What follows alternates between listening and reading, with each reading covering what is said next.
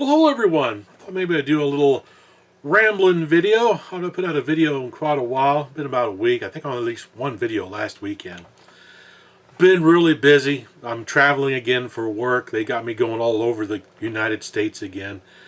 It's been a real challenge with airline flights and delays and cancellations and all kinds of fun. The joys of traveling in today's age. But anyway, I spent a week down in Lakeland, Florida this week on business. In the evenings, I went running around town just to, get out of the hotel room and see if I can find any interesting game stores or anything like that. And found a couple. Well, actually, I found 3 stores that are actually pretty cool. One was more of a retro toy store, but it did have retro video games in it as well. The other 2 were strictly video game stores, and one of them was really, really awesome. I think I'll start off with the Game Sage. This store is in Lakeland, Florida. Really nice little store. It's kind of tucked away off the beaten trail. It's in a really cool looking building. The interior is really nice. I love the Space Invaders wall that he has in the entranceway. That is so awesome. And this is one of the few retro video game stores where I've seen Bally Astrocade, Fairchild Channel F games in. I've not seen games for those systems in a long time. Really great stores. If you're passing through Lakeland, Florida, you're down in that area, definitely check out the Game Sage. I'll put a link to his store down below. Prices weren't bad. There was a lot of cool games in there. Another one I visited, which is not in Lakeland, it's in Winter Haven, Florida, which is about 40 minutes or so from Lakeland, where I was at in Lakeland, Florida. It's called the Arcade 80s. Now, this is a 80s themed retro game store. It also features a 80s type arcade inside. Now, there wasn't a whole lot of games in there. I counted about 6 or 7 games, but there's a lot of the classics in there. Really cool looking store. Had quite a few Atari 2600 games and some other stuff in there. Way too many of those pop figures. Typically, I'll avoid stores that have tons of pop figures because I know people collect those and they like them. I just think they're a waste. I don't like them at all. But there was still a lot of cool stuff in this store, so it's another one you definitely want to hit up. If you're down in the Winter Haven, Florida area. There was some really cool stuff in there. Can't say enough about that store. It was really awesome. And one of the last stores I visited, which is back in Lakeland again, is called Intergalactic Plastic. And this is a retro toy / video game store. They had a nice row of retro video games, PlayStation 1. There was some Sega Genesis in there.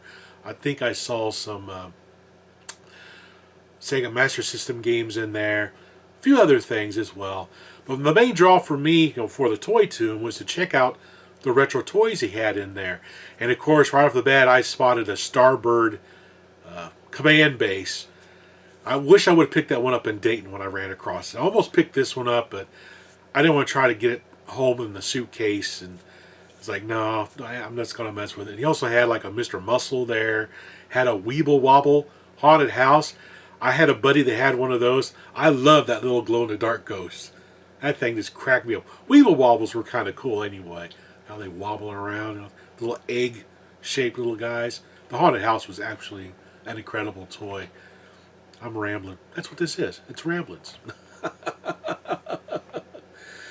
Oh, let's see. What else here? What else did I see? Oh, also Intergalactic Plastic. They had this solar-powered submarine game.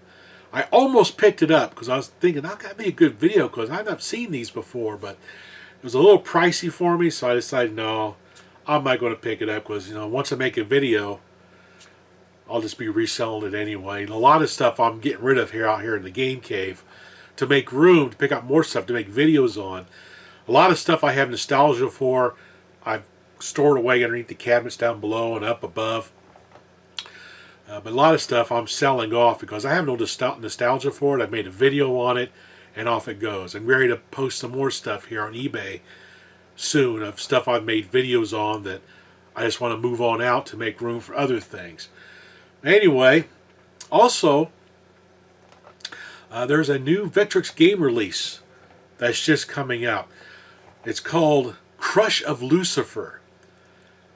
Now, I learned about this on the Vectrex Fans Unite website, and it's for sale over on Sean Kelly's website, the awesome dude that put together the Sean Kelly multi-cart.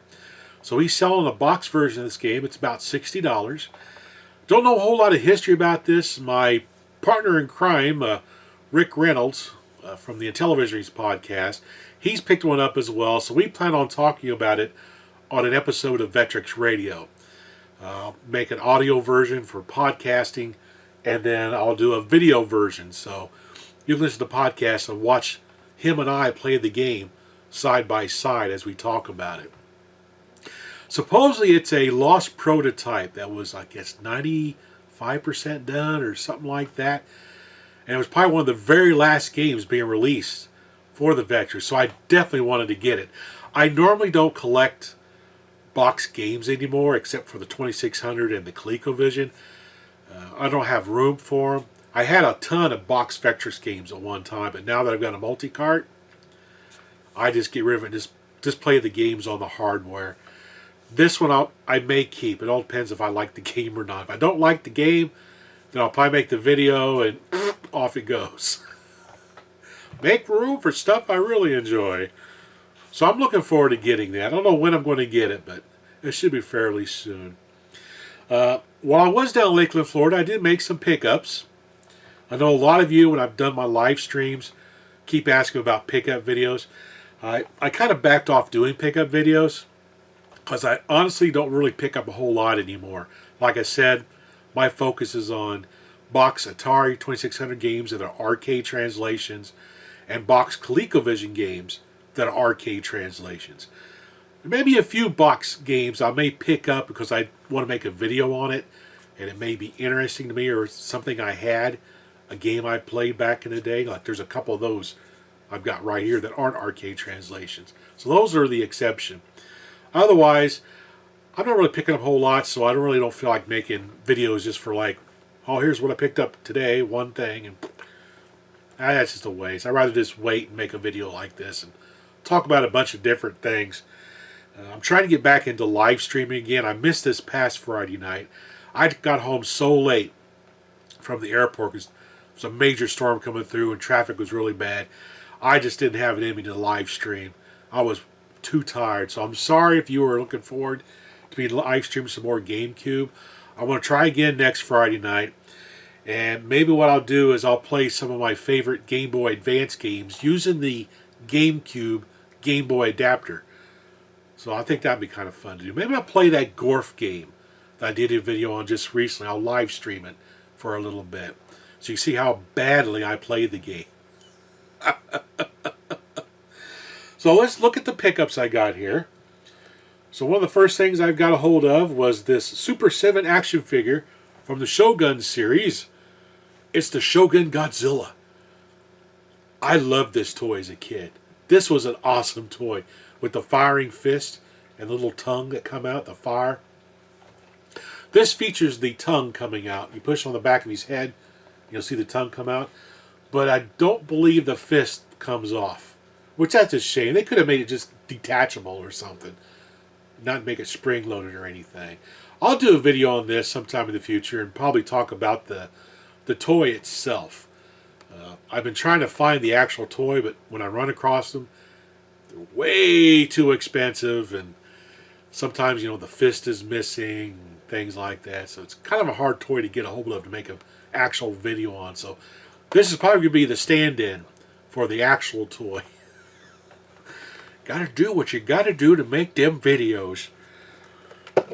Next up, got hold of a boxed Target Fun for the Sears Video Arcade System, the Atari 2600 basically. This was the pack-in game for the Sears Telegames 2600.